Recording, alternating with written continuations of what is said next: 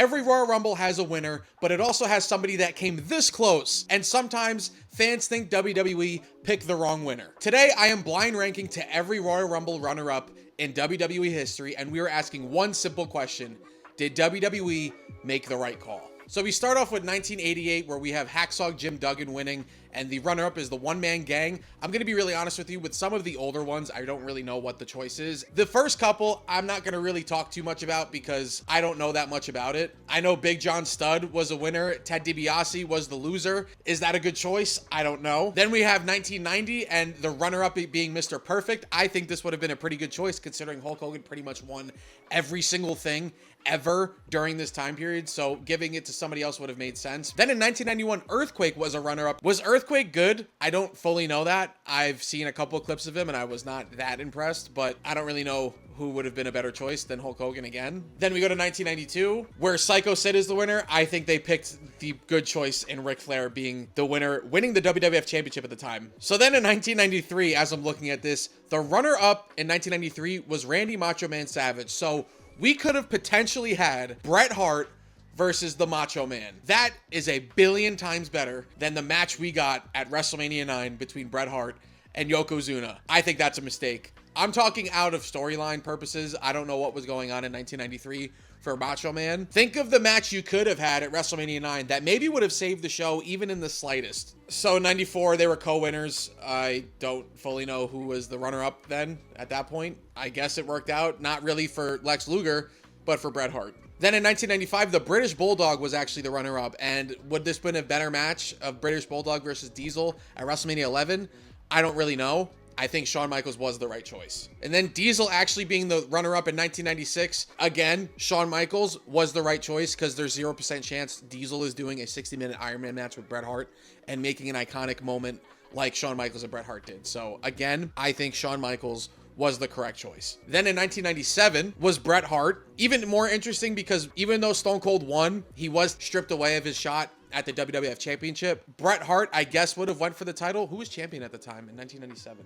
I think it was Shawn Michaels. Was it Shawn Michaels? So the WWF champion at this time was still Psycho Sid. Funny enough, neither of these guys competed for the WWF Championship, and instead, they had an iconic legendary feud themselves and had easily match of the night and almost match of the century. This is one of the most famous matches in not only WrestleMania history, but in WWE history and in pro wrestling history. This put Stone Cold on the map as solidifying himself as the next man up. It worked out for both of them, even though neither of them actually went for the WWF Championship during this time period. Then in 1998, the runner-up being The Rock. That's actually really interesting because we technically could have gotten The Rock versus Shawn Michaels at WrestleMania. I know based on comments and, you know, people talking about issues that The Rock has had in the past with not only Shawn Michaels, but Triple H during this time period, because to my understanding, Shawn didn't like The Rock backstage. He didn't think he deserved to be there, or at least up to their level because he just started. Kind of a nepo maybe in a way, but I guess it paid off. One of the GOATs. I don't think the Attitude Era happens the way it does if The Rock ends up winning, becoming champion versus Stone Cold. I'm sure it would have been not as big, but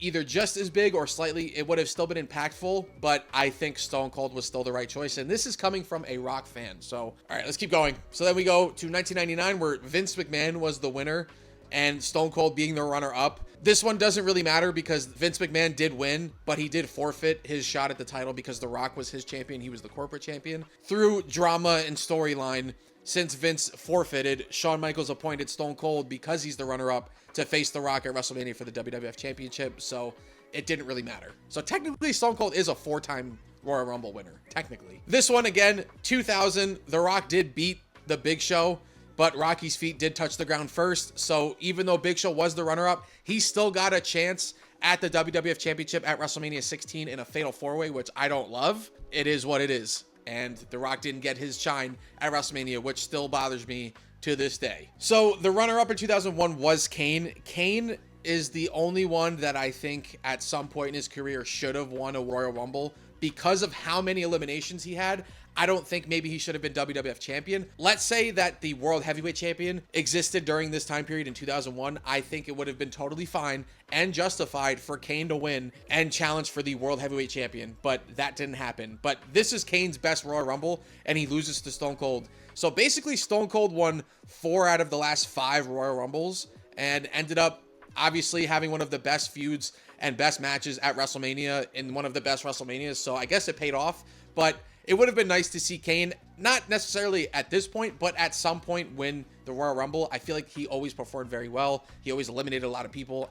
He might have the most eliminations. I don't know. I know he had the record for eliminations in a match up until a certain point. Kane and Chris Jericho are two guys that I think should have won a Royal Rumble at some point in their career. Then we go to 2002, where Triple H was the winner. Kurt Angle was actually the runner-up in 2002. I love Kurt Angle. Kurt Angle is on my personal Mount Rushmore. I think he's like the perfect wrestler. He could do everything, and he's one of my favorites, so I love that. There was no chance in hell that nobody was winning the Royal Rumble in 2002 other than Triple H, because he came back from his quad tear. He was out for like 8 months or something like that. Kurt Angle's another guy that I think at some point should have won the Royal Rumble. I think he would have won a Royal Rumble later if he stayed with WWE, but he was only there for a couple more years before he left for TNA. If Kurt Angle won in 2002 and was facing Chris Jericho at WrestleMania, I don't think there's any chance that this match would have even had been a debate about who's main eventing. It wouldn't have been Kurt Angle versus Chris Jericho, I'll tell you that much. Then we go to 2003, where Brock Lesnar was the winner, and the runner-up was actually The Undertaker. And it's actually crazy to look back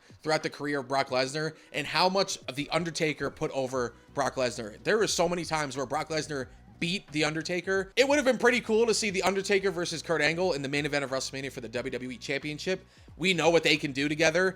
I don't know if this version of The Undertaker would have worked well, because this is still the American Badass. Down the line, Kurt Angle versus The Undertaker at WrestleMania would have been amazing. Unfortunately, we never got that. We did get it at No Way Out, though, and that's one of the best matches I've ever seen. Do I think Brock was the right choice? Yes. Undertaker would have been a great alternate choice, honestly. Then we go to 2004 in the Royal Rumble that no one can talk about anymore, because infamous Chris Benoit, with the runner-up being Big Show. Chris Benoit was still the better choice. I don't think Big Show would have worked well at all, especially for the World Heavyweight Championship in the main event.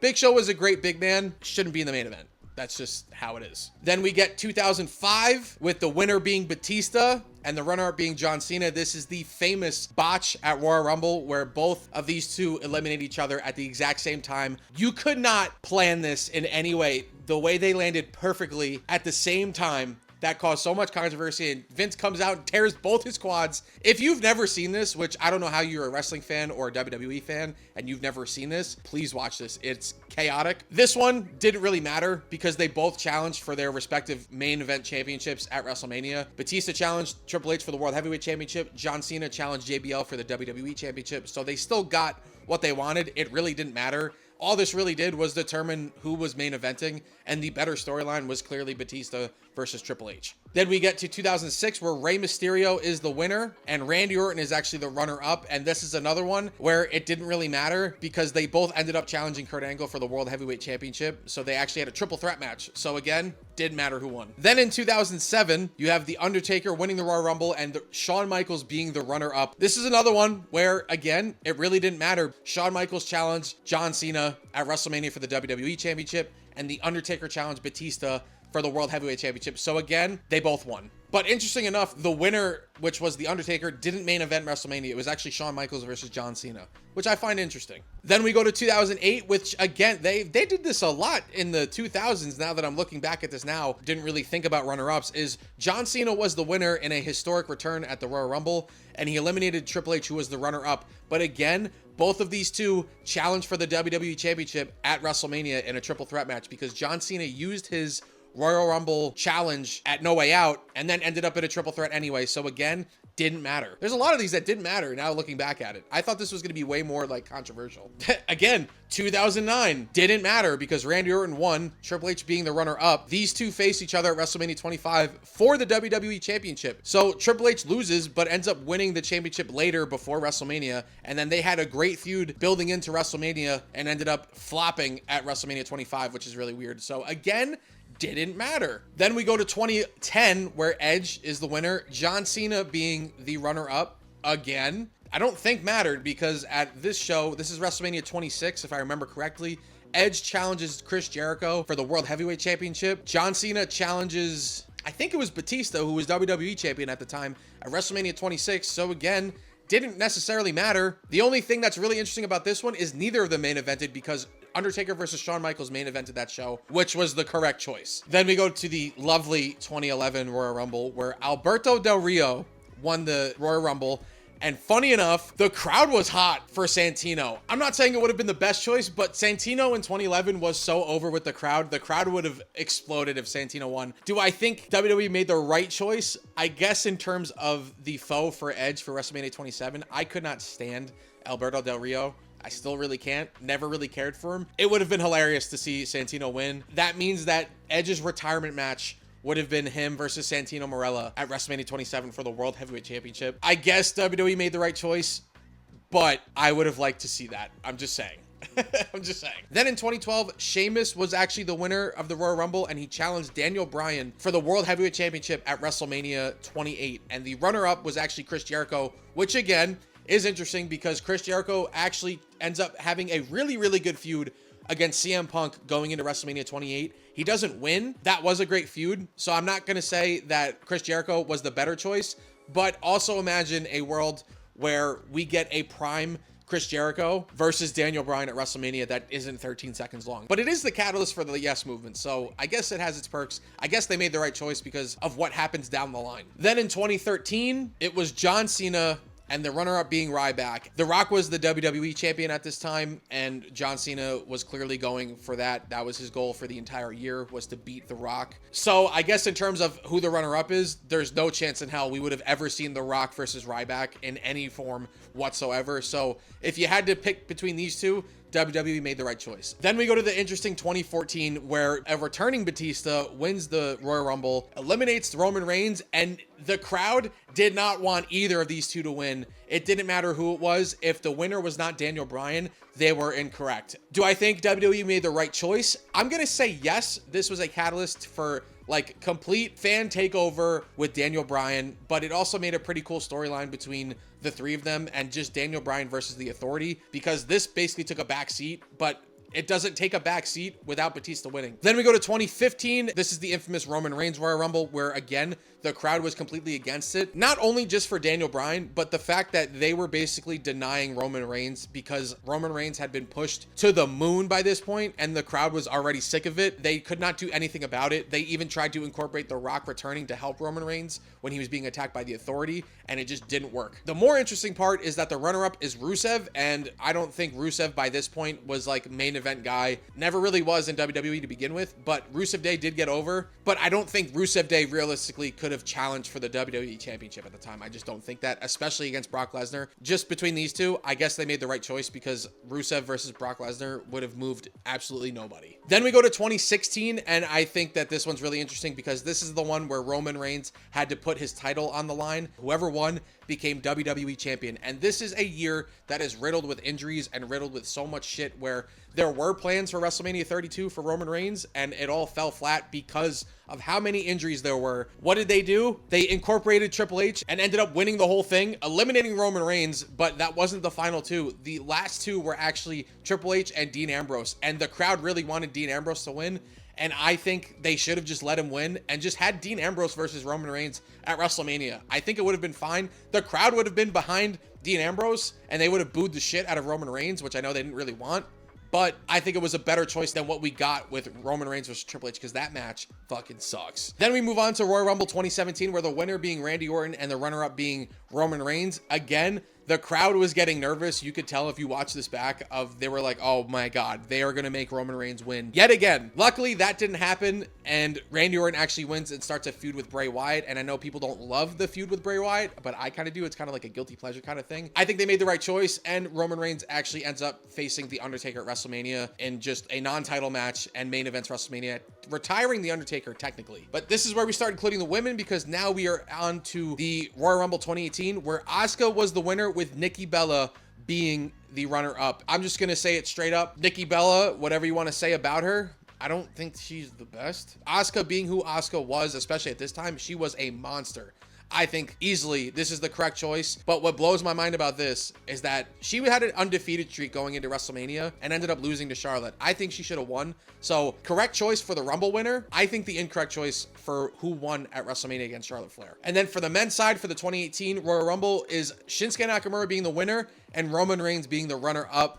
And again, I think the crowd was very much behind Shinsuke during this time. And I do think this was the correct choice to pick Shinsuke Nakamura. What's crazy to me is that the crowd loved it, and then going into WrestleMania, he ends up losing, just like Asuka, which is another weird thing. Unlike Asuka, who kind of stayed around in the main event scene and still was an important main event player, I feel like this loss at WrestleMania hurt Shinsuke so much, and they never really did much after. Correct winner, incorrect thing to do after the fact. I think that's very odd. Then we move on to 2019, where Becky Lynch is the Women's Royal Rumble winner and Charlotte Flair was the runner-up. It didn't really matter because even though Charlotte was the runner-up, she actually walked into WrestleMania in the main event as champion, along with Ronda Rousey in a triple threat match where winner take all. So it worked out for everybody anyway. They still got their main event match, but Becky Lynch walked out as a double champ. I think this was the correct call just from the beginning. Then we go to 2019 with Seth Rollins being the winner and Braun Strowman being the runner-up.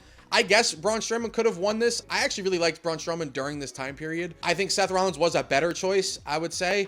And him facing Brock Lesnar for the Universal Championship at WrestleMania, I think just makes more sense. I think Brock and Braun Strowman could have had a decent match. I think Seth Rollins is still the better choice. I think they made the better choice here. Plus, Braun Strowman is still the greatest Royal Rumble champion of all time. Still the champion to this day, and it's going to be an unbreakable record. He's the greatest Royal Rumble competitor of all time. Then in 2020, the winner being Charlotte Flair with the runner-up being Shayna Baszler. If I remember correctly, 2020/2019 Shayna Baszler was like a demon and not the Shayna Baszler that we remember as of recently. So if I remember correctly, I think maybe the runner-up would have been a better choice than Charlotte Flair. I don't fully remember this, if I'm being completely honest with you. I think it would have been interesting to see Shayna Baszler win. And then on the men's side, you had Drew McIntyre being the winner and Roman Reigns being the runner-up. And this is another one. I think they made the correct call. This was Drew McIntyre's time, and it's just really unfortunate that when he did finally win the WWE Championship, it was during COVID, and that does suck. Then in 2021, the women's side of things, Bianca Belair being the winner and Rhea Ripley, a fresher Rhea Ripley during this time period, being the runner-up. I think that Bianca was the correct choice. Having her versus Sasha Banks at WrestleMania 37, I think was great. Rhea's time was coming, and I feel like that was them showing her, like, it's not yet, but it's coming. Then we go to the men's side of things for 2021, where Edge being the winner and Randy Orton being the runner-up. And Randy Orton had a nice little feud with The Fiend, Bray Wyatt, once again, which was fine. I think Roman Reigns, the Tribal Chief version versus Randy Orton at WrestleMania in the main event would have been great. With Edge returning after 9 years being retired and having a full year in and then winning the Royal Rumble, going into WrestleMania with Daniel Bryan against the Tribal Chief, I think is still a much better story. I do think that Edge being the winner was the correct choice. Then in 2022, the winner being Ronda Rousey and Charlotte Flair being the runner-up. This is another one that didn't really matter because Charlotte Flair walked in as champion and Ronda Rousey faced Charlotte Flair at WrestleMania. So this is another one, didn't matter who won. Then in 2022, Brock Lesnar being the winner and Drew McIntyre being the runner-up, where Brock Lesnar wins the Royal Rumble to challenge Roman Reigns at WrestleMania, but in the process at Elimination Chamber also becomes WWE champion, making their match at WrestleMania champion versus champion. I'm just a fan of Drew McIntyre in general. Him winning would have actually been a great choice, and honestly, him versus Roman Reigns at WrestleMania in the main event during the Tribal Chief era would have been awesome. I don't think that Brock Lesnar was the right choice. Then in 2023, on the women's side of things, Rhea Ripley being the winner and Liv Morgan being the runner-up. I think that this was straight up the right choice because Rhea Ripley challenging Charlotte Flair at WrestleMania 39, that match is one of my favorite matches, not only just for the women's matches, but in general. I love that match. I think that match is incredible, and it paid off exactly how it was supposed to. So I'm a big fan of this. I think they did make the right choice. Then for the men's side of things, Cody Rhodes being the winner and Gunther being the runner-up. I still do think this is the absolute right choice. I don't think there was any other correct choice other than Cody Rhodes. I actually think this one was kind of obvious. Although Gunther would have been an interesting pick to see Gunther versus Roman Reigns. Gunther was a bad guy, and he was also the Intercontinental Champion at the time, so he still had to defend that at WrestleMania.